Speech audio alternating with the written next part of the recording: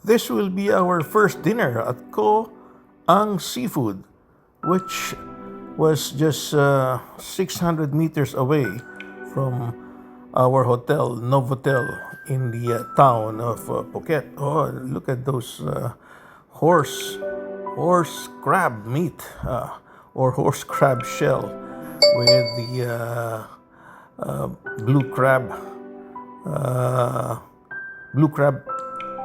live blue crabs, and we're here to order fish. So maybe next time we will order the blue crab, which is one of their specialty in Thailand. And Berna wanted sea bass, but we were presented with a grouper. So this guy will have to present us another fish. Oh, it's got a Michelin rating.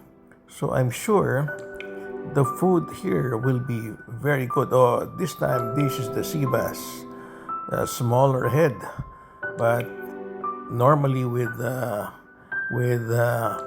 cooking with lime, sea bass would be much better.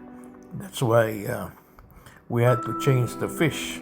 So many choices here, and we'll just be ordering two. One is the crab curry soup and the sea bass cooked in lime.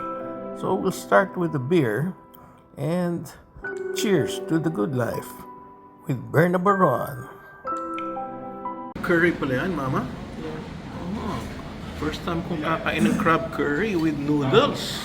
Oh, hinalo ko sa noodles. Oh, wow. Oh, ito na yung isda, oh. Wow. Hindi yata masarap to pag walang pag walang rice. Naku, mapapakain tayo ng maraming rice nito.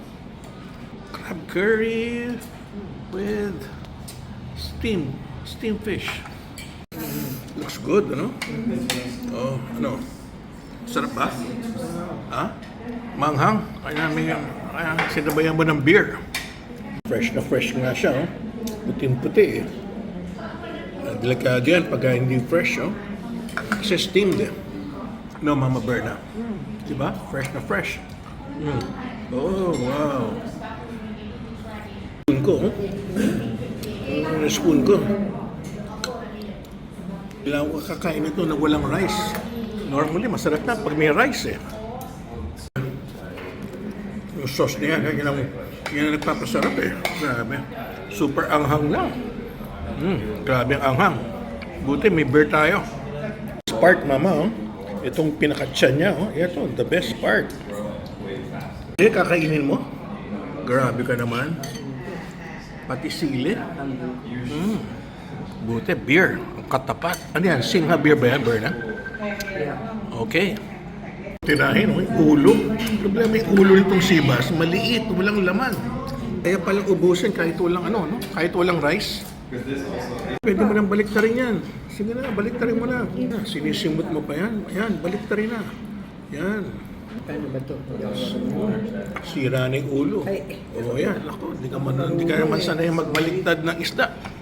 Fish with lime. Yan, favorite ni Madam Berna. Fish with lime. Yan, halos ubos na natin dalawa, oh. Hindi na nga kailangan ng rice, no? Wala nang crab to. Supposed to be with crab to, di ba? Ayun, saan? Konti na lang. Pero masarap, ha? Pala yung crab meat niya, oh. Imagine, oh. Yun ang crab sauce. Beer. Alam mo, mahirap kainin itong pagkain natin kung walang beer, eh. Sobrang anghang, eh. Kain ako. Pero ito, crab curry with noodles. Wow. Hindi ko lang kinain to. Green yan. Ha? Parang no? May kasamang vegetables na kulay green. Ito, wala.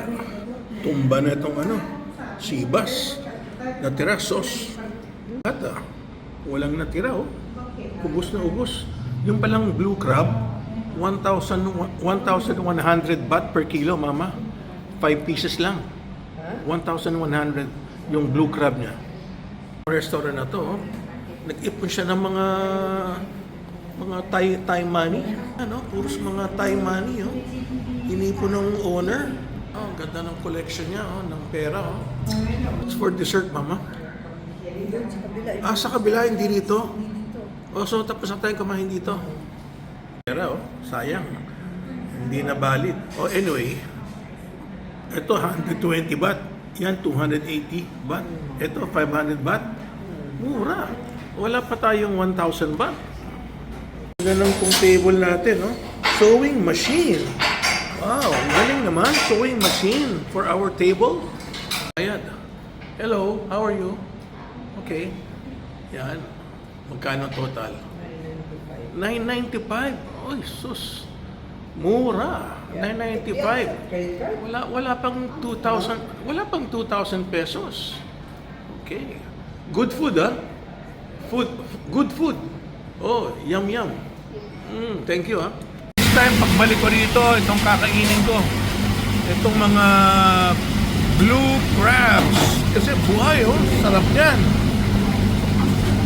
Ang seafoods here in Phuket, Thailand. To have a dessert here, the mangoes of Thailand. Wow. Looks nice. Looks yummy. So, dessert time. Ayan, mango sticky rice. Ano, nakasabit yung mga mangga niya, oh.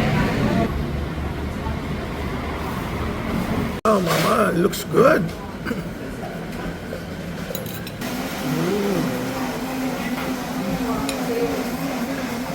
Oh, sarap. Sarap. Ah. Talaga, masarap, ha. Oh, wow, talaga. Yum.